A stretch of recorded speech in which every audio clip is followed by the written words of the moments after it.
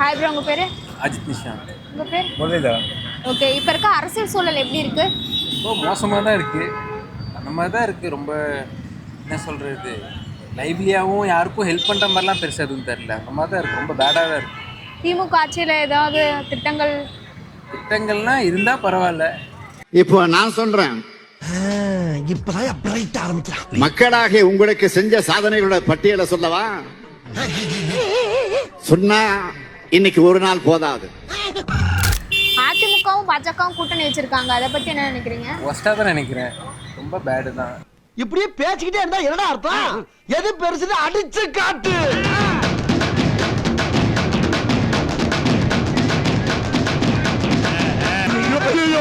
Master பேச்ச கேட்டு பிரிச்சு மேயிறானுங்களே. டேய், சொன்ன மாதிரியே கடையை காலி பண்ணிட்டனா? இப்ப இதுக்கு என்ன பாட்டு போடுவ?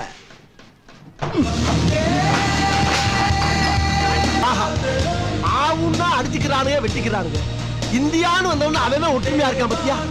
இந்த ஒற்றுமை கடைசி வரைக்கும் தான் நம்ம இந்தியாவை எந்த நாய் நாளை ஒண்ணும் பண்ண முடியாதான்.